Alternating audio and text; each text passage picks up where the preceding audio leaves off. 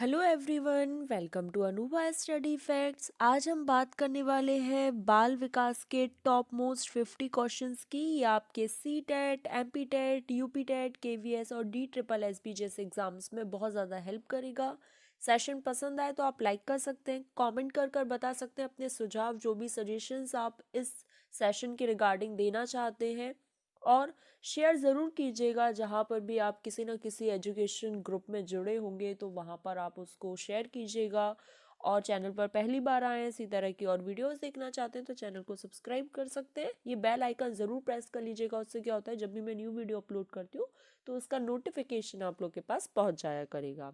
चलिए आज का सेशन हम शुरू करते हैं। इसमें हम MCQ बेस्ड है, ये सीटेट बेस्ड है, तो थोड़ा सा ध्यान रखिएगा। 50 क्वेश्चंस का ये पूरा एक सेट रहेगा, एक सेशन रहेगा। तो शुरू करते हैं। व्यक्ति में उन मनोसामाजिक अवस्थाओं का गतिशील संगठन जो उसके पर्यावरण के साथ और द्वितीय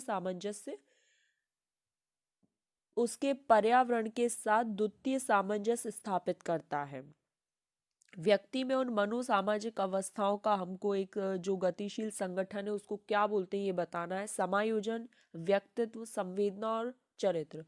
तो व्यक्तित्व मतलब जो उसकी पर्सनैलिटी है, जो उस व्यक्ति की पर्सनैलिटी है वो उस चीज में उसके पर्यावरण के साथ सामंजस्य स्थापित करने में उसकी हेल्प करती है। चलिए नेक्स्ट क्वेश्चन की तरफ बढ़ जाते हैं।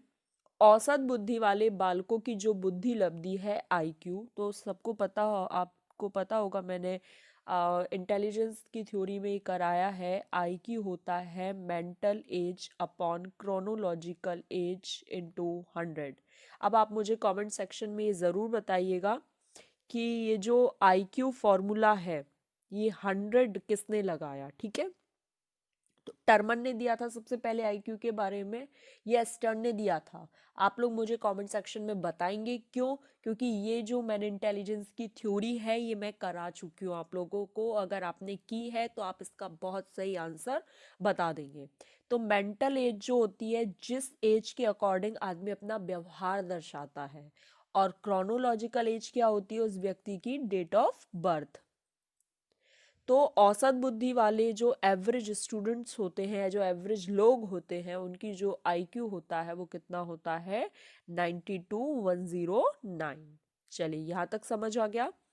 नेक्स्ट क्वेश्चन पर बढ़ जाते हैं।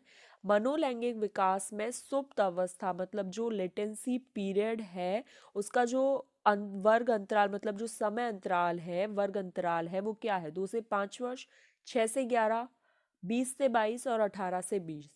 तो लेटेंसी पीरियड अकॉर्डिंग टू किसने, ये सिगमंड फ्रॉइड के द्वारा दिया गया था।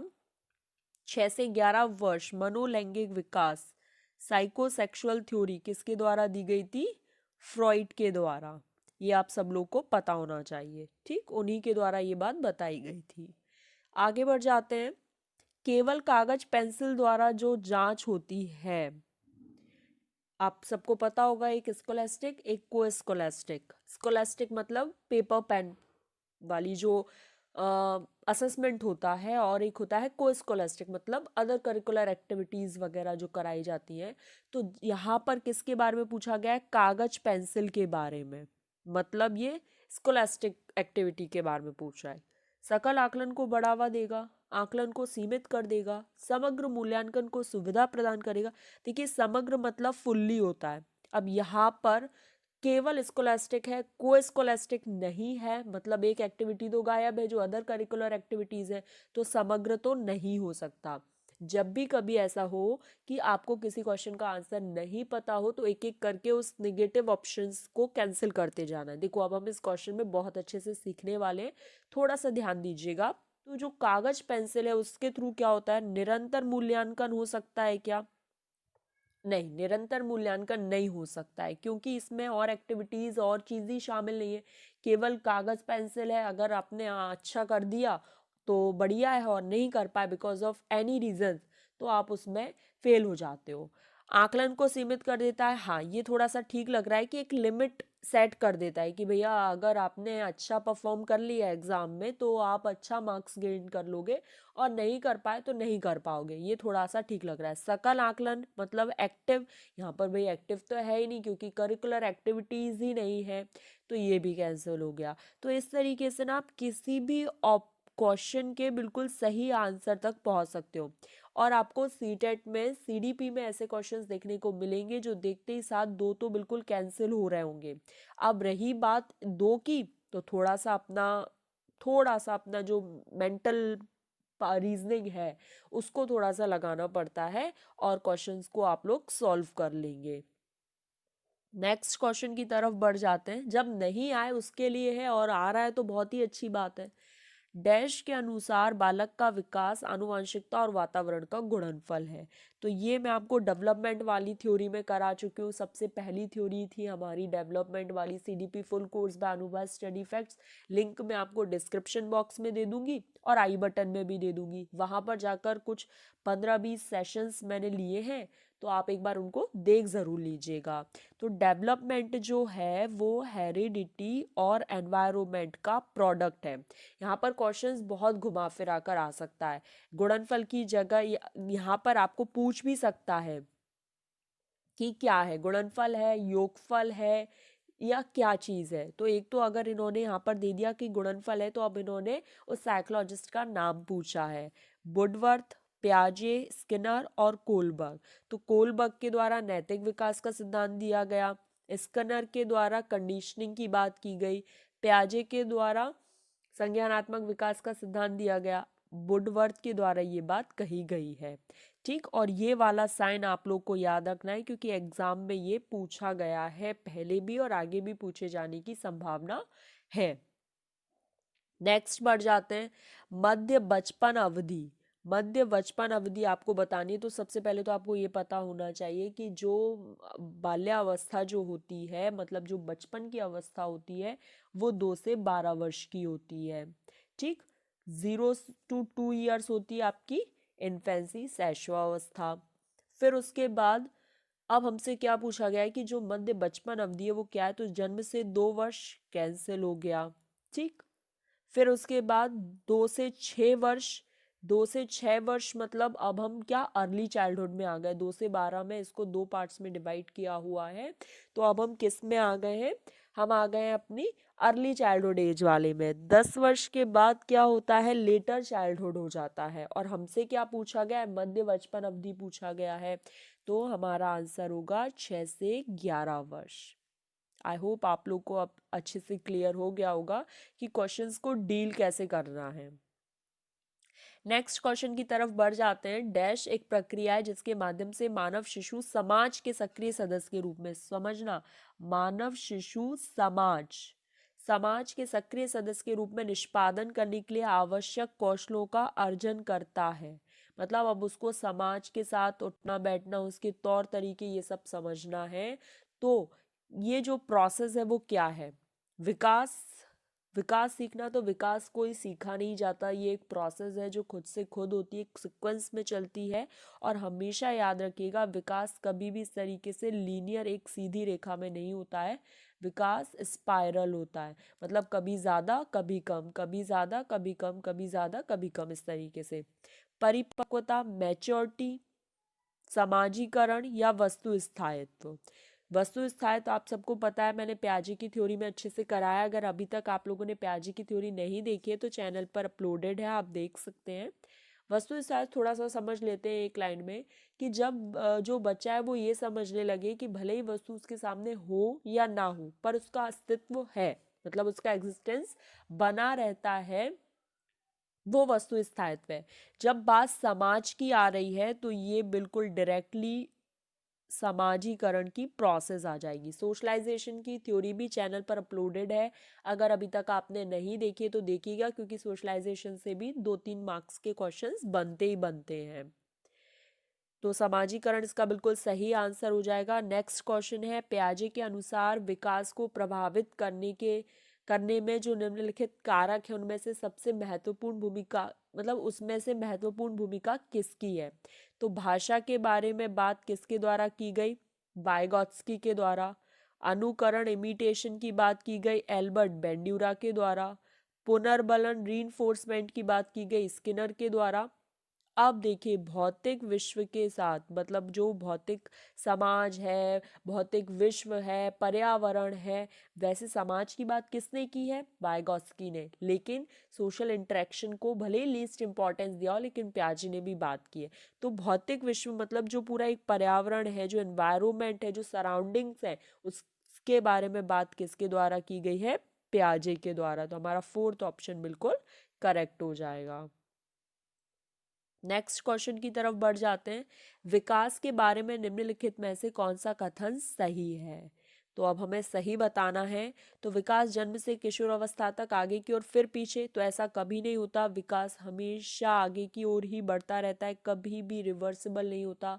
ये कैंसिल हो गया। विकासात्मक परिवर्तन एक सीधी रेखा में आगे बढ़ते हैं। तो देखिए मैंने आपको विकास जो डेवलपमेंट वाली थ्योरी है CDP फुल कोर्स बैनुवा स्टडी फैक्ट्स में आपको सारी थ्योरीज मिल जाएंगी, वहां पर मैंने बताया। और अभी एक क्वेश्चन पहले ही मैंने आपको बताया था कि कभी भी सीधी रेखा में गमन नहीं करता, इस तरीके से स्पाइरल रहता है। थोड़ा विकास कभी ज़्यादा हो जाता है, कभी थोड़ा सा कम होता है, लेकिन विकास एक तो कभी भी रुकता नहीं है, ये ध्यान रखना है। विकास भिन्न व्यक्तियों में भिन्न गति से होता है, ये बिल्कुल सही है। हर व्यक्ति में अपने इंडिविजुअल डिफरेंसेस होते हैं और जो उनकी रेट है वो भी अलग अलग होती है। थोड़ा सा हम समझ लेते हैं कैसे। आपने देखा होगा कोई बच्चा जल्दी चलना सीख लेता है, तो कोई बच्चा थोड़े से लेट चलना सीखता है, कोई जल्दी बोलना सीख लेता है, तो कोई थोड़ी सी देर से बोलना सीखता है। तो मतलब जो व्यक्ति है, विकास जो है वो हर व्यक्ति में भिन्न होता है। जो उसकी रेट है वो अलग अलग व्यक्तियों में अलग अलग गति से होता है। ठीक। विकास जन्म से किशोर अवस्था तक बहुत तीव्र गति से होता है, फिर उसके बाद रुक जाता है। तो कभी रुकता तो है ही नहीं, कभी पीछे की ओर भी नहीं जाता। तो इस तरीके से आपको ऑप्शंस खुद बहुत अच्छे से समझने होंगे। नेक्स्ट है बुद्धि है एक अकेला और जातीय विचार, दूसरों के अनुकरण करने की योग्यता, एक विशिष्ट योग्यता या फिर सामर्थ्यों का एक समुच्चय। तो बुद्धि क्या है? सामर्थ्यों की एक समुच्चय है, मतलब पूरा एक सेट है जो हमारी एबिलिटीज है, हमारी कैपेबिलिटीज है, जो हम काम कुछ भी कर सकते हैं, वो सभी किसके अंतर्गत आता है? बुद्धि के अंतर्गत। ठीक। चलिए नेक्स्ट क्वेश्चन पर बढ़ जाते हैं। भाषा विकास के लिए प्रारंभिक बचपन काल है कैसा? तो आप सबको पता होगा कि जब भाषा के बारे में बात आती है, मतलब लैंग्वेज डेवलपमेंट की बात आती है, तो सबसे जो क्रूशियल टाइम है भाषा विकास में, वो क्या होता है? प्रारंभिक बचपन होता है, अर्ली चाइल्डहुड एज होती है। ये बहुत ज़्यादा अति महत्वपूर्ण है, अति संवेदनशील है, निरपेक्ष और कम महत्वपूर्ण है। तो ये अति संवेदनशील है, बहुत ज़्यादा सेंसिटिव पीरियड होता है। यहाँ पर बच्चे की जो डिक्शनरी है, जो बुकैब है, वो बहुत बहुत बहुत ही ज़्यादा कह सकते हैं कि इम्प्रूव होती है। बच्चा अगर यहाँ पर गलत वर्ड्स सुन लेता है तो वो उसी को प्रोनाउंस करने लगता है बिना उसका अर्थ जाने। तो ये चीज़ें ध्यान रखनी चाहिए कि जो प्रारंभिक एज होती है 2 से 6 वर्ष तक की, इसमें बच्चा बहुत ज़्यादा हाईली सेंसिटिव रहता है फॉर लैंग्वेज डेवलपमेंट। तो उसके सामने ऐसी लैंग्वेज का यूज़ करना चाहिए जो उसके हित के लिए हो। ठीक। चलिए नेक्स्ट क्वेश्चन की तरफ बढ़ जाते हैं। कोलबर्ग ने प्रस्तुत किया शारीरिक विकास के चरण, संवेगात्मक विकास के चरण, नैतिक विकास के चरण और संज्ञानात्मक विकास के चरण। नैतिक विकास के चरण कोलबर्ग के द्वारा प्रस्तुत किए गए हैं। ठीक। नेक्स्ट है पियाजे के अनुसार बच्चों का जो चिंतन है वो वयस्कों से डैश में भिन्न होता है, वजह के? आकार में, प्रकार में, मात्रा में या आकार में?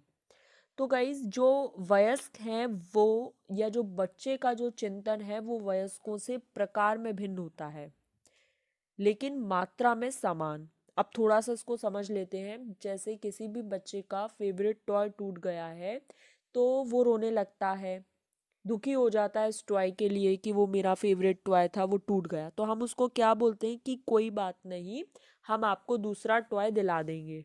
लेकिन फिर भी वो बच्चा दुखी ही रहता है जब उसका वो टॉय टूट चुका होता है। तो मतलब यहाँ पर बच्चा क्या है? दुखी है। अब आप कोई अपना एग्जाम देने गए और आपका वो एग्जाम अच्छा नहीं गया, ठीक, तो आप भी दुखी हैं। तो बच्चे का जो कह सकते हैं उस टॉय के प्रति जो लगाव था, जो वो टूट गया तो वो दुखी, और आपका अपने एग्जाम के प्रति जो समर्पण था और वो अच्छा नहीं गया तो दुखी आप भी हो। मतलब दुखी वो भी है, दुखी एग्जाम की वजह से आप भी हो, तो प्रकार यहाँ पर अलग है। ठीक, लेकिन मात्रा समान है। एक बार और समझना, कोई टॉय टूटने पर बच्चा दुखी है और आपका किसी एग्जाम में सिलेक्शन ना होने की वजह से आप भी दुखी हैं। तो मात्रा तो दोनों की भाई सेम है, दुखी बच्चा भी है और दुखी आप भी हैं, लेकिन प्रकार यहाँ पर अलग है। बच्चे का एक टॉय टूटने की वजह से दुखी होना है और आपका किसी एग्जाम में सिलेक्शन रुकने की वजह से दुखी होना है। तो ये थोड़ा सा समझते चलिएगा, ये क्वेश्चन बहुत बहुत ज़्यादा इम्पॉर्टेंट है, बहुत बार एग्जाम में देखा गया है और अलग अलग तरीके से पूछा जाता है। तो प्रकार क्या होता है, वो भिन्न हो जाता है। वो एक टॉय के लिए भी रो सकता है, एक पेपर, एक पेंसिल, एक पेन के लिए भी रो सकता है, और आप पेपर पेन के लिए नहीं रोएंगे बल्कि आप उसको समझाएंगे। तो यहाँ पर प्रकार हो गया अलग, आप उसको बोलेंगे यार ठीक है एक पेन ही तो था, टूट गया दूसरा ले लेंगे। बच्चे के समाजीकरण में जो परिवार है वो किस तरह की भूमिका अदा करता है, निभाता है, तो मुख्य गौण कम महत्वपूर्ण। तो ये सोशलाइजेशन वाली थ्योरी से क्वेश्चन लिया गया है और सोशलाइजेशन से 2-3 नंबर के आपके क्वेश्चन बनते हैं, तो वो जरा ध्यान रखिएगा कि जो परिवार है, एक तो क्या है, फैमिली जो है वो मिनिएचर वर्जन कहलाता है। क्या कहलाता है? मिनिएचर वर्जन ऑफ सोसाइटी कहलाता है, समाज का छोटा रूप कहलाता है परिवार, और ये बच्चे के समाजीकरण में मुख्य रोल प्ले करता है। कैसे? बच्चा सबसे पहले जब जहाँ पर जन्म लेता है वो परिवार में जन्म लेता है, सबसे पहले अपने माँ पापा, भाई बहन और अपने चाचा चाची, ताई ताऊ, इन सब के साथ वहाँ पर रह रहा होता है। तो जो फैमिली है वो सबसे ज़्यादा, फिर उसके बाद सेकेंडरी जो होते हैं वो आपके नेबर्स हो जाते हैं, स्कूल्स हो जाती है, लाइब्रेरी, जहाँ पर बच्चा जाता है। तो जब बच्चा जन्म लेगा तो परिवार में जन्म लेगा, और ये जो है वो प्राइमरी रोल प्ले करते हैं। नेक्स्ट क्वेश्चन की तरफ बढ़ जाते हैं। एक बच्चा कहता है धूप में कपड़े जल्दी सूख जाते हैं, वह डैश की समझ को प्रदर्शित कर रहा है। प्रतीकात्मक विचार, अहम केंद्रित, वस्तु स्थायित्व और कार्य कारण। तो इस कपड़े किसकी वजह से सूख रहे हैं? धूप की वजह से। धूप बन गया क्या? कारण। और काम क्या हो रहा है? कपड़े जल्दी सूख रहे हैं, मतलब कार्य। कार्य कारण, यहाँ पर ये भी आपसे प्रीवियस ईयर में पूछा गया है, ध्यान रखिएगा। धूप में जो है कपड़े जल्दी सूख जाते हैं, तो ये जो बच्चा है वो क्या प्रदर्शित कर रहा है? कार्य कारण को बता रहा है। नेक्स्ट है, वाइगॉत्स्की के अनुसार जो बच्चे हैं वो सीखते हैं किस रूप में? वयस्क और समवयस्कों के साथ परस्पर प्रतिक्रिया करके। तो भाई जो वाइगॉत्स्की की सोशियो कल्चरल थ्योरी है उसमें उन्होंने मोस्ट इम्पॉर्टेंस दी है इंट्रैक्शन को, सोसाइटी के साथ इंट्रैक्शन, समाज के साथ इंट्रैक्शन। इनकी जो थ्योरी का नाम है वही है सोशियो कल्चरल थ्योरी, मतलब समाज के बारे में इन्होंने बात की है। तो यही हमारा आंसर हो जाएगा। पुनर्बलन की बात, रीइंफोर्समेंट की बात स्किनर ने की है, अनुकरण की बात बेंड्यूरा ने की है, तो ये दोनों ऑप्शन कैंसिल हो गए। चलिए नेक्स्ट क्वेश्चन की तरफ बढ़ जाते हैं। विकास के लिए निम्नलिखित में से कौन सा उचित है? मतलब डेवलपमेंट के बारे में बताना। डेवलपमेंट से भी आपके 3 से 4 क्वेश्चंस पूछे जाते हैं, तो डेवलपमेंट की थ्योरी अगर नहीं देखी है तो CDP फुल कोर्स बाय अनुभव स्टडी फैक्ट्स में आप लोग देख सकते हैं। सामाजिक सांस्कृतिक संदर्भ विकास में एक महत्वपूर्ण भूमिका निभाता है, ये बात बिल्कुल सही है, अकॉर्डिंग टू वाइगॉत्स्की है, और ये बात बिल्कुल सही है। विकास एकल, यहाँ पर एकल आया हुई है, यहाँ पर ये मिसप्रिंट हो गया है। ये केवल ये बताना था कि मतलब केवल एक दिशा में ही होता है, तो ऐसा नहीं है जो इस तरीके से होता है। ये विकास पृथक होता है? बिल्कुल नहीं, विकास जुड़ा हुआ होता है हमारी लर्निंग से, अंतः संबंधित होता है। विकास जन्म के साथ प्रारंभ होता है, समाप्त हो जाता है, कैंसिल। तो फर्स्ट ऑप्शन हमारा बिल्कुल करेक्ट हो जाएगा।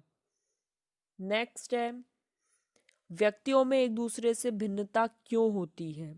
जन्मजात विशेषताओं के कारण, प्रत्येक व्यक्ति को उसके माता पिता से जो जीन मिले हैं, क्रोमोसोम्स के थ्रू जो जीन्स का आदान प्रदान होता है, वो भिन्न सेट होने की वजह से, वातावरण के प्रभाव के कारण, या वंशानुक्रम और वातावरण के बीच, वंशानुक्रम और वातावरण के बीच जो इंटरेक्शन है, ये अभी हमने पढ़ा था, इसकी वजह से। तो ये जो फोर्थ ऑप्शन है ये बिल्कुल करेक्ट हो जाएगा। नेक्स्ट है, भारत में अधिकांश कक्षाएं जो है वो मल्टीलिंगुअलिज्म होती हैं, बहुभाषी होती हैं। इससे शिक्षक द्वारा इसे किस रूप में देखा जाए? परेशानी के रूप में, बाधा के रूप में, संसाधन के रूप में, समस्या के रूप में?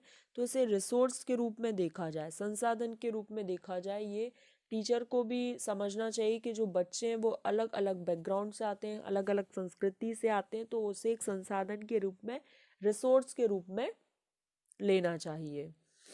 नेक्स्ट है, शिक्षार्थियों द्वारा जो की गई गलतियां होती हैं, जो त्रुटियां होती हैं, शिक्षक को किस प्रकार से उसमें डील करना चाहिए? शिक्षक और शिक्षार्थियों की असफलता की सूचक है, यहाँ पर ये इसी ऑप्शन का है, शिक्षक और शिक्षार्थियों की असफलता की सूचक है। तो ऐसी नहीं है कि अगर बच्चा गलती कर रहा है मतलब शिक्षक और सीखने वाले में कोई प्रॉब्लम है, कैंसिल हो गया। उनके चिंतन को समझने के अवसर के रूप में देखी जानी चाहिए, ये बिल्कुल सही है। बच्चा किस प्रकार से चिंतन कर रहा है ये बात बताती है गलतियां। अगर आपको सोच रहे हो तभी आप गलती कर रहे हो, अब आपको सोच ही नहीं रहे तो गलती तो कहीं से भी होगी ही नहीं। कठोरता से मिटाई जानी चाहिए, ऐसा बिल्कुल नहीं।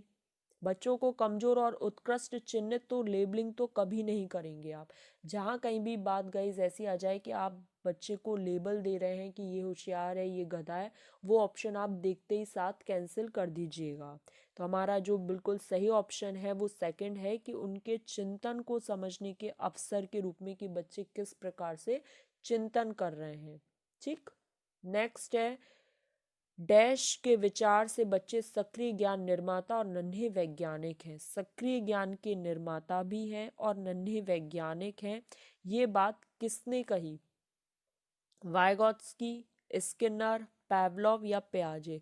तो पियाजे के द्वारा ये बात कही गई है कि बच्चे जो होते हैं वो सक्रिय ज्ञान के निर्माता होते हैं और स्मॉल साइंटिस्ट होते हैं। स्मॉल साइंटिस्ट क्यों होते हैं? क्योंकि ये सेंसेस के थ्रू चीज़ों को सीखते हैं।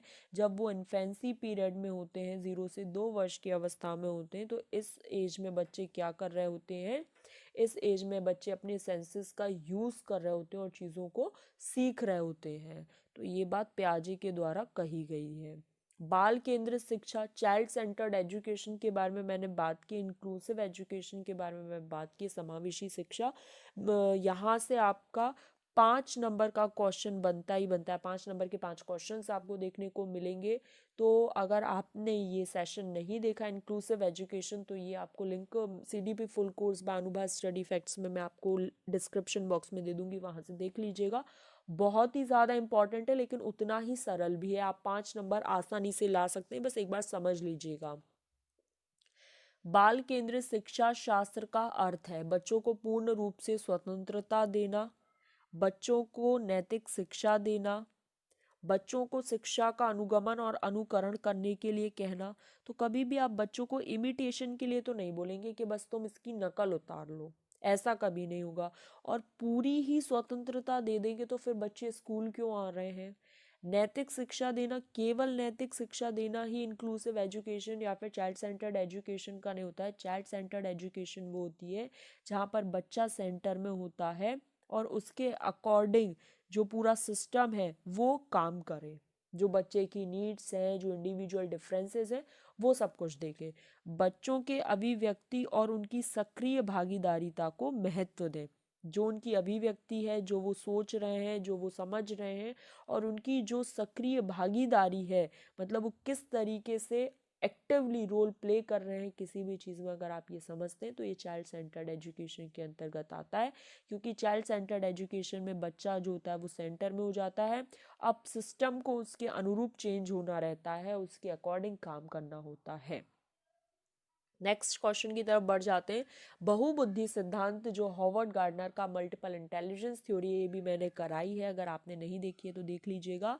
बहुबुद्धि सिद्धांत सबसे पहले तो ये याद रखना है आपको, हॉवर्ड गार्डनर के द्वारा दी गई। इसमें इन्होंने 8 टाइप ऑफ इंटेलिजेंस बताए हैं।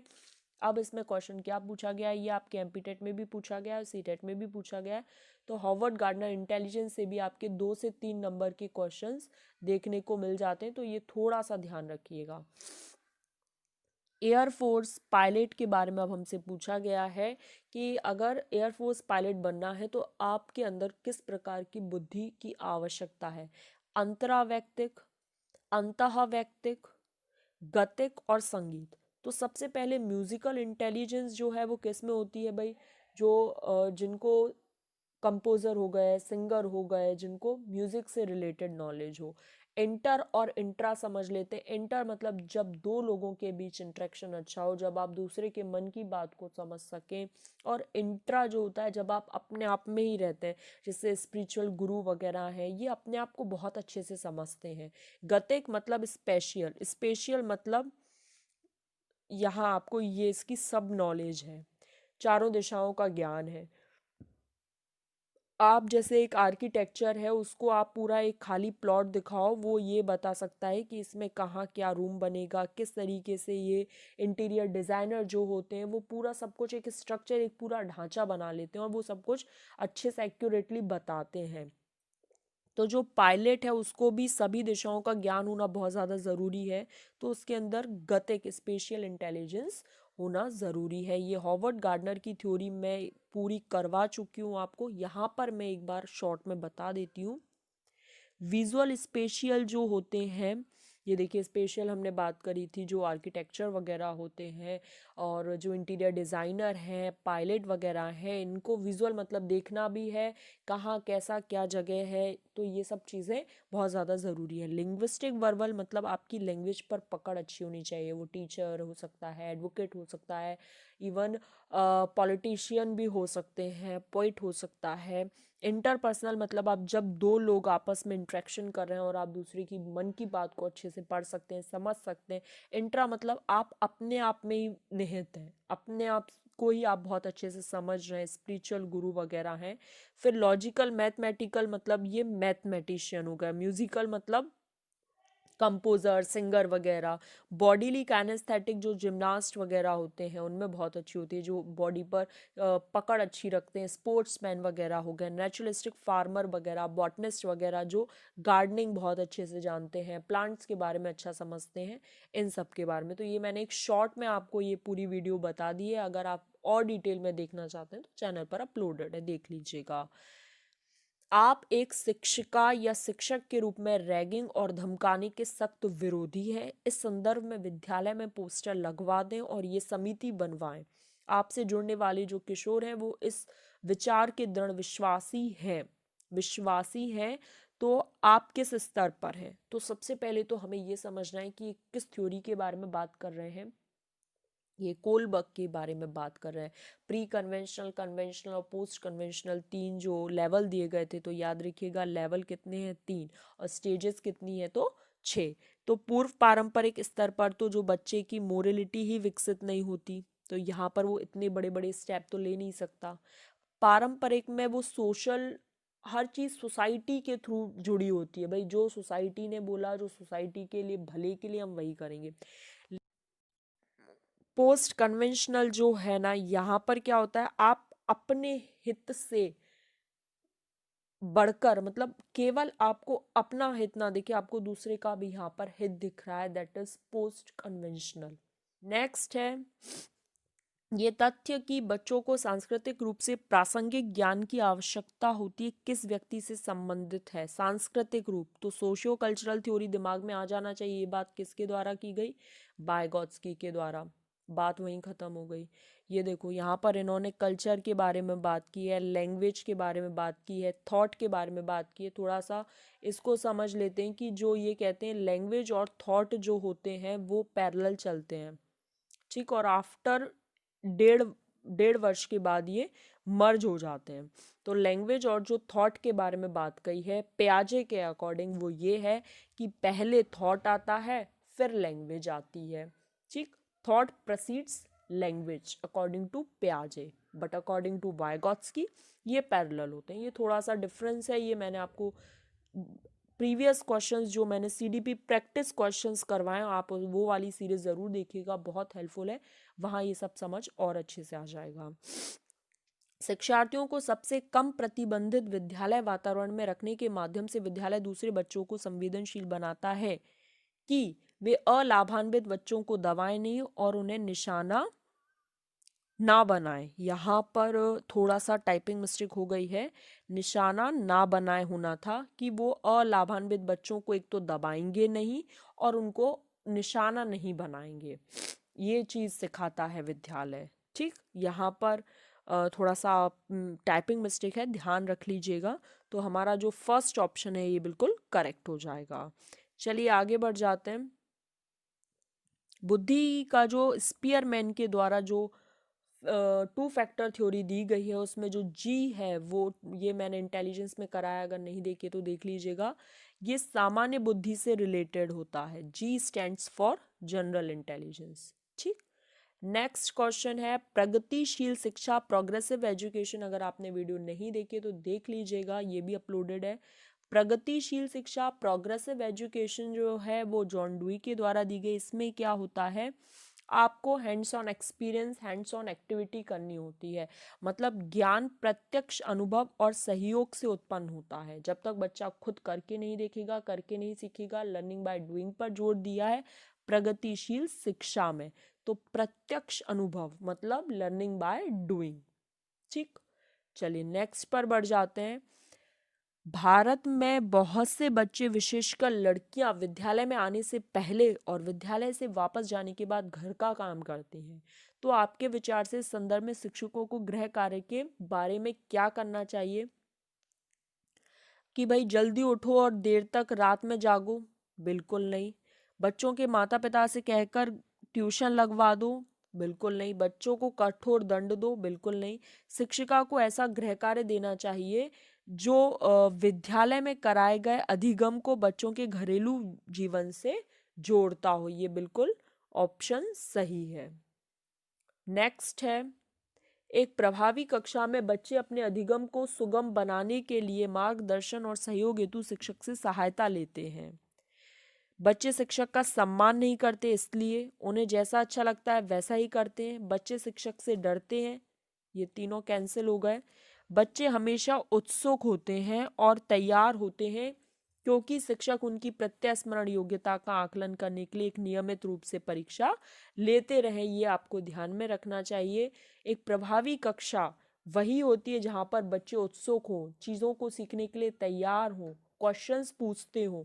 ये तरीके से जहाँ कहीं भी ऑप्शंस आपको दिखे, मतलब वो बिल्कुल सही है। अपनी कक्षा में बच्चों को उनकी अपनी अवधारणाओं को बदलने में आप किस प्रकार सहायता करेंगे? बच्चों को सूचना लिखकर उन्हें याद करने के लिए कहेंगे तो कभी भी आप उनको याद मतलब मेमोराइज नहीं करवाएंगे। रट्टाफिकेशन वाली नहीं मेथड्स यहाँ पर यूज़ करेंगे। अवधारणाओं के बारे में बच्चों को उनकी अपनी समझ को व्यक्त करने का अवसर देंगे। तो बिल्कुल सही बात है कि उनकी जो अपनी समझ है, उनकी जो खुद की अंडरस्टैंडिंग है, उसको व्यक्त करने का मौका दिया जा रहा है। ये सबसे अच्छा है। और चाइल्ड डेवलपमेंट एंड पेडागोजी में एक बात आपको और याद रखनी है कि बच्चे को आप जितना ज़्यादा मौका देंगे उसकी अंडरस्टैंडिंग को एक्सप्लोर करने के लिए या जो बच्चे के हित में है, वो सबसे बेस्ट ऑप्शन होता है। तथ्यात्मक जानकारी देकर, केवल फैक्चुअल चीज़ बताकर क्या हो जाएगा? कुछ भी नहीं। बच्चों की अवधारणाएं गलत है तो उन्हें दंड दो, तो दंड तो कभी देना ही नहीं है। तथ्यात्मक जानकारी देकर क्या करेंगे? 2 कैंसिल हो गए, मेमोराइजिंग वाला कैंसिल हो गया, बचा ये, तो ये हमारा बिल्कुल सही आंसर हो जाएगा। नेक्स्ट है, किसी कक्षा में शिक्षक की भूमिका कैसी होती है? तो एनसीएफ के अकॉर्डिंग अगर हम बात करें तो जो शिक्षा है वो सुविधादाता के रूप में होते हैं। अब यहाँ पर क्या पूछा गया है देखते हैं ऑप्शन में। समय सारणी का कठोरता से पालन करना, ऐसा कुछ नहीं है कि आप हर चीज़ को बहुत ज़्यादा स्ट्रिक्टली मैनर में फॉलो करें तभी बच्चे आपको मान सम्मान देंगे या आपकी क्लास में अच्छे से अटेंटिवली सीखेंगे, ऐसा कुछ नहीं है। पाठ्यक्रम से बंधे रहना केवल कुछ नहीं होता है, सीधे तरीके से ज्ञान पहुंचा दो बच्चे को। बच्चे बिल्कुल ऐसा तो है नहीं है कि भाई जो आपने बोला ज्यों का त्यों वो बिल्कुल उगल देंगे पेपर पर, ऐसा नहीं होता है। तो ये दोनों ऑप्शन हमारे देखते ही कैंसिल हो गए। शिक्षार्थियों को सही उत्तरों के लिए तैयार करना, अपने ज्ञान से शिक्षार्थियों को परिपूर्ण करना और उन्हें परीक्षा के लिए तैयार करना। ऐसा कुछ नहीं है कि आपके पास जो ज्ञान है आप उससे परिपूर्ण करें, ये भी तो समझें कि बच्चे के पास उसकी प्रीवियस नॉलेज क्या है। सीखने की विश्वसनीय स्थितियां जुटाना और शिक्षार्थियों को स्वतंत्र चिंता, ये वही बात हो गई, उनको एक्सप्लोर करने दो। सबसे अच्छा ऑप्शन वही होगा जहां पर बच्चा खुद से एक्सप्लोर करेगा। तो हमारा फोर्थ ऑप्शन बिल्कुल करेक्ट हो गया। आई होप यहाँ तक का सेशन आप लोग को पसंद आया। पसंद आया तो प्लीज लाइक करना, शेयर करना।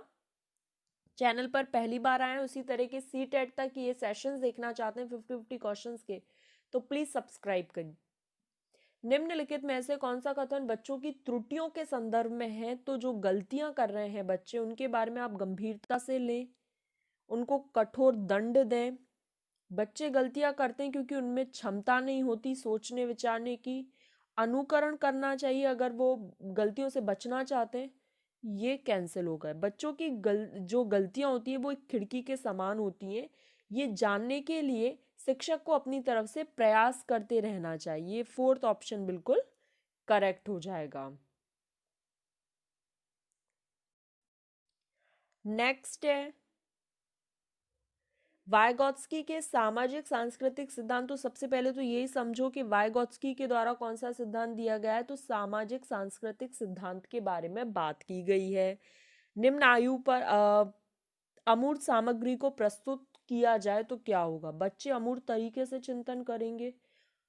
बच्चे अलग किसी क्षेत्र में चिंतन करते हुए पूर्ण परीक्षण नहीं कर लेते।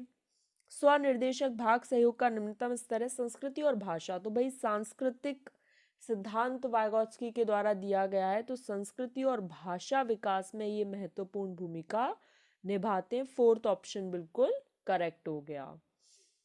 नेक्स्ट है एक उच्च प्राथमिक विद्यालय के शिक्षक के रूप में आपके पास कक्षा में कुछ ऐसे बच्चे जो प्रथम पीढ़ी के रूप में विद्यालय आ रहे हैं। गाइस एक बात और यहाँ पर आपको याद रखनी है, आप अगर चाइल्ड डेवलपमेंट एंड पेडागोजी के क्वेश्चंस देखेंगे तो वो इतने ही लेंदी मिलते हैं। तो आपको 1 मिनट मिलता है एक क्वेश्चन के लिए, उसमें आपको रीड करना है क्वेश्चन को, चारों ऑप्शंस को। तो थोड़ा सा अपनी तरफ से अब हम इस क्वेश्चन को कितनी जल्दी सॉल्व कर सकते हैं अब हम वो देखते हैं। एक उच्च प्राथमिक विद्यालय के शिक्षक के रूप में आपके पास कक्षा में कुछ ऐसे छात्र हैं जो प्रथम पीढ़ी के रूप में विद्यालय आ रहे हैं, मतलब उनके पेरेंट्स नहीं पढ़े हैं और वो खुद पहली बार पढ़ रहे हैं।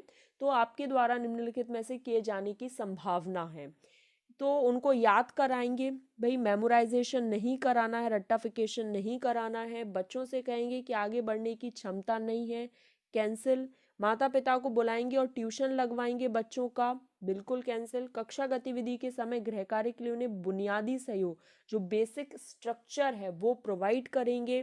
सहायता उपलब्ध कराएंगे, जहाँ पर भी बच्चों को नीड है वहाँ पर आप उनकी हेल्प करेंगे। ये देखिए देखते ही 7 क्वेश्चन को मतलब 1 मिनट के अंदर हमें सॉल्व कर कर अपना OMR भी फिल करना है। तो इस तरीके से देखते ही साथ चीज़ें कुछ कुछ तो बहुत जल्दी इजीली टैकल हो जाती हैं और देखते ही साथ हम उनको सॉल्व भी कर लेते हैं, भले ही चाहे क्वेश्चन कितना भी लेंदी क्यों ना हो।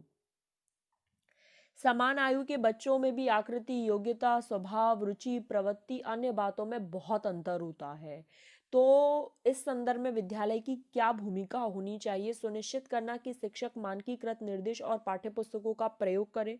सुनिश्चित करना कि सभी बच्चों का विकास एक प्रकार से हो। तो सभी बच्चों का विकास एक ही प्रकार से कैसे हो सकता है, क्योंकि individual differences always are there, तो कभी भी ऐसा नहीं हो सकता। सुनिश्चित करना कि बच्चे को अपनी क्षमताओं के अनुसार विकास के अवसर मिले, बिल्कुल सही है कि जो बच्चे की अपनी क्षमताएं हैं उसके हिसाब से उनको विकास के अवसर प्रदान किए जाएं, ये बिल्कुल सही ऑप्शन है हमारा। चलिए नेक्स्ट क्वेश्चन की तरफ बढ़ जाते हैं। अपनी कक्षा के बच्चों को उनकी अपनी अवधारणाओं को बदलने के बारे में आप क्या करेंगे? उन्हें दंड देंगे, तथ्यात्मक जानकारी देंगे, बच्चों की जो खुद की समझ है ना उसको व्यक्त करने के आप अवसर देंगे, ये बिल्कुल सही हो जाएगा। चलिए नेक्स्ट क्वेश्चन पर बढ़ जाते हैं। निम्नलिखित में से कौन सा समाज में लिंग समानता का मानदंड है? तो अब हम आगे बढ़ जाते हैं क्या छात्राओं को विद्यालय से बाहर आयोजित प्रतियोगिताओं में भाग लेने की अनुमति दी जाए? विद्यालय में पुरुष और महिला शिक्षकों की संख्या की तुलना। कक्षा 12 लड़कों और लड़कियों द्वारा समान संख्या में प्राप्त विशिष्ट योग्यता। कक्षा 12 तक पहुंचने वाले लड़कों लड़कियों की संख्या में तुलना। ये बिल्कुल सही है कि समाज लिंग में भेद कर रहा है या समानता, अगर ये चीज आपको समझनी है तो आप 12th तक देखिए। अगर लड़के और लड़कियों की संख्या की तुलना की जाए और समान रेशियो आए तो बिल्कुल ये है कि लिंग में समानता बढ़ती जा रही है। क्योंकि आप सबको पता होता है 5th के बाद पहली बात तो वो स्कूल पढ़ाते ही नहीं, स्कूल भेजते ही नहीं बच्चे को।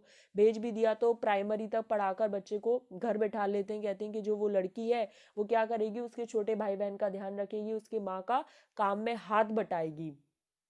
तो अगर आपको 12th तक दोनों जेंडर में अगर आपको समानता संख्या में तुलना करने पर अगर समानता दिख जाए, मतलब वो लिंग में समानता का बिल्कुल ध्यान रखा जा रहा है। चलिए आगे बढ़ जाते हैं। जब बच्चे एक विशेष संख्या में पुस्तकें पढ़ते हैं और उन्हें प्रमाण पत्र दिया जाता है, तो ये जो रणनीति है कि पुस्तक पढ़ो और एक प्रमाण पत्र मिलेगा, ये अधिक समय तक काम क्यों नहीं कर सकती?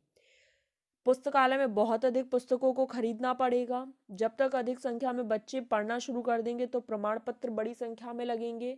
गृह कार्य को पूरा करने में बाधा आएगी, या फिर ये संभवतः केवल इतने तक ही लिमिट रह जाएगा कि बच्चों को केवल प्रमाण पत्र प्राप्त करना है, इसलिए वो पुस्तक पढ़ेंगे।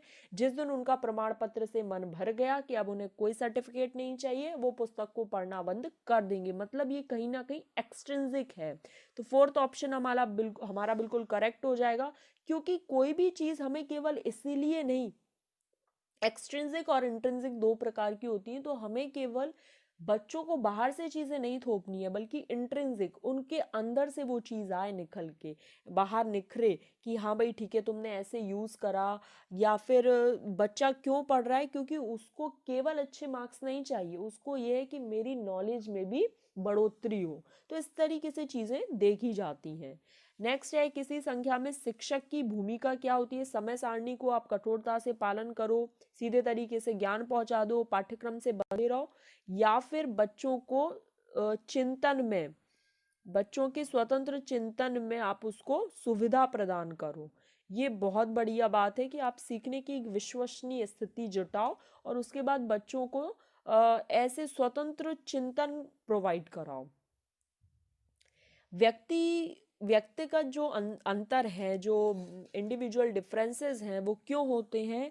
क्योंकि सभी शिक्षार्थियों की व्यक्तिगत आवश्यकताओं का आकलन करने और उनके अनुरूप उन्हें पढ़ाने में, सभी शिक्षार्थियों को समान रूप से लाभ पहुंचाने में, पिछड़े शिक्षार्थियों के साथ कठोर परिश्रम करने की निरर्थकता को समझने में, व्यक्तिगत अंतरों को शिक्षार्थियों की असफलता की स्वीकृति एवं उत्तरदायी ठहराने में।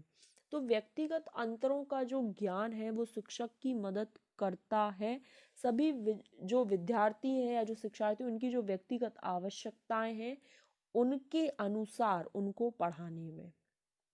ठीक, फर्स्ट ऑप्शन बिल्कुल करेक्ट है। नेक्स्ट है, शिक्षार्थियों से अपेक्षा करना कि विज्ञान को उसी रूप में पुनः प्रस्तुत कर दें, वो जो ज्ञान उन्होंने प्राप्त करा है, कि वे ज्ञान को, यहाँ पर वे कर लीजिएगा, ये विज्ञान लिख गया है, वे ज्ञान को उसी रूप में पुनः प्रस्तुत कर दें जिस रूप में उन्होंने ग्रहण करा है। तो ये प्रभावी आकलन है, अच्छा है, अच्छा है, या ये तीनों तो कैंसिल हो गए, ये समस्यात्मक है। बच्चे एज इट इज ज्ञान को उसी रूप में प्रस्तुत नहीं कर सकते जो कि उन्होंने ग्रहण किया है, याद रखना।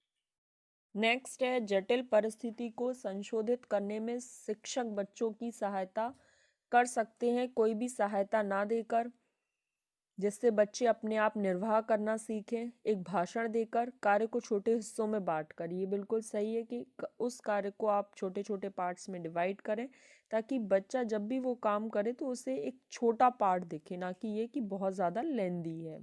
तो थर्ड ऑप्शन बिल्कुल करेक्ट हो जाएगा। निम्नलिखित में से कौन सा एक सही मिलान है? औपचारिक, फॉर्मल ऑपरेशनल में अनुकरण कभी नहीं आता, शैशवावस्था में आप अनुमान नहीं लगा सकते, पूर्व संक्रियात्मक में निगमनात्मक नहीं आता, मूर्त संक्रियात्मक में संधारण मतलब कंजर्वेशन आ जाता है, और क्लासिफिकेशन आ जाता है। फोर्थ ऑप्शन बिल्कुल करेक्ट है। यहाँ पर आप समझ सकते हैं कि जो पियाजे ने दिया था जन्म से 2 वर्ष सेंसरी मोटर, यहाँ पर ऑब्जेक्ट परमानेंस आ जाती है, बच्चे अपने सेंसेस का यूज़ करते हैं 2 से 6 वर्ष में। Pre operational symbolic thinking, language, imagination वगैरह। 7 से 11 वर्ष में कॉन्क्रीट ऑपरेशनल लॉजिक अप्लाई हो जाता है, कंजर्वेशन आ जाता है, क्लासिफिकेशन आ जाता है जो भी हमने पढ़ा। 12 वर्ष से एडल्टहुड तक फॉर्मल ऑपरेशनल रहती है, यहाँ पर एब्स्ट्रैक्टली बच्चा थिंकिंग करने लगता है। पियाजे की फुल थ्योरी एक्सप्लेन की हुई है, नहीं देखी है तो देख लीजिएगा। पूर्व संक्रियात्मक काल में जो संज्ञानात्मक योग्यता है वो दूसरे के दृष्टिकोण को समझने लगता है। अहम केंद्रित होता है बच्चा 2 से 6 वर्ष में, लेकिन पूर्व संक्रियात्मक के जाते जाते ये बच्चा जो है वो दूसरे के दृष्टिकोण को बहुत अच्छे से समझने लगता है। कल्पनात्मक फॉर्मल ऑपरेशनल में करेगा, अमूर्त चिंतन फॉर्मल ऑपरेशनल में करेगा, और गोल ओरिएंटेड बिहेवियर ये सेंसरी मोटर में ही शो करने लगता है। तो दूसरे के दृष्टिकोण को समझने की योग्यता विकसित होने लगती है। भाषा जो है वो क्या है, तो भाषा क्या है, विचार प्रक्रिया का निर्धारण नहीं कर सकती, विचार प्रक्रिया को प्रभावित नहीं करती, बल्कि लैंग्वेज तो बहुत ज़्यादा प्रभावित करती है, पूरी तरह से नियंत्रित करती है ये हमारी विचार प्रक्रिया को। तो थर्ड ऑप्शन बिल्कुल करेक्ट हो जाएगा। नेक्स्ट है, किस व्यवहारवादी का मानना है कि अन्य व्यवहारों की भांति भाषा भी क्रिया प्रसूत। तो क्रिया प्रसूत के बारे में किसने बात की है, स्किनर के द्वारा बात की गई है, तो ये बिल्कुल सही हो जाएगा। नेक्स्ट पर बढ़ जाते हैं, मापन के स्तरों में सबसे अच्छा कौन सा है, नामिक, अनुपात, अंतराल और क्रमिक। तो सबसे पहले तो इन दोनों की बात करते हैं क्योंकि इन दोनों को जानना बहुत ज़्यादा ज़रूरी है। अंतराल मतलब जहाँ पर टाइम पीरियड, टाइम इंटरवल की बात है। अनुपात मतलब रेशियो, जहाँ पर मात्रा की बात है। अनुपात जो होता है वो संख्या मात्रा से रिलेटेड होता है। अंतराल जो होता है वो एक टाइम इंटरवल होता है। अगर आप एक बच्चे को एक टाइम सेट करके, मतलब हर 5 दिन में आप उसको चॉकलेट दे रहे हो, तो वो एक टाइम पीरियड फिक्स हो जाता है, फिर वो बोर हो जाएगा, अरे यार मैं क्यों, ये काम क्यों करूँ, मुझे तो पता है 5 दिन बाद टॉफ़ी मिलनी है, और टॉफ़ी खा खा कर बोर हो गया, मैं नहीं कर रहा। लेकिन जब आप अनुपात मतलब मात्रा, कभी 2 चॉकलेट दे दी, कभी 3 चॉकलेट दे दी, कभी कोई और चीज़ दे दी, तो बच्चा क्या है बहुत ज़्यादा समझने लगता है कि हाँ यार, अगर मैं इस बार अच्छे मार्क्स लाया तो मुझे कुछ ना कुछ तो अच्छा रिवॉर्ड मिलेगा। तो ये अंतराल के कंपैरिजन में अनुपात बहुत अच्छा होता है। चलिए नेक्स्ट क्वेश्चन की तरफ बढ़ जाते हैं। सेकंड लास्ट है, प्रतिभाशाली बच्चों के संदर्भ में संवर्धन का अर्थ है ऐसे विद्यार्थियों को वर्तमान स्तर को छोड़कर अगले उच्च स्तर में प्रोन्नत कर देना चाहिए। आपने देखा होगा कि कुछ लोगों ने क्लास जंप की होती है, जैसे वो थर्ड में है डायरेक्ट फिफ्थ में पहुंच गए, या सेकंड में है फोर्थ में पहुंच गए।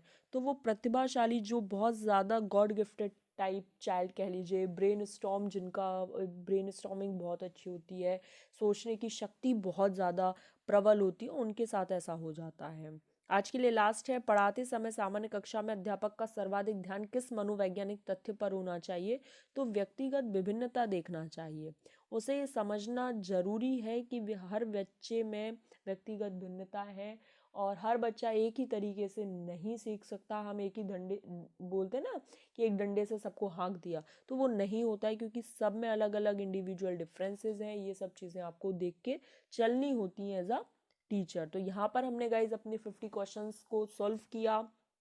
ऐसे ही हम हर 2-3 दिन में एक एक 50 क्वेश्चन का एक सेट लेकर आएंगे आपके सीटेट एग्जाम तक। अगर सेशन पसंद आए तो लाइक कीजिएगा और शेयर ज़रूर कीजिएगा जहाँ पर भी आप लोग जुड़े हैं, अपने फ्रेंड्स, फैमिली मेम्बर्स जो लोग टीचिंग एग्जाम्स की तैयारी कर रहे हैं।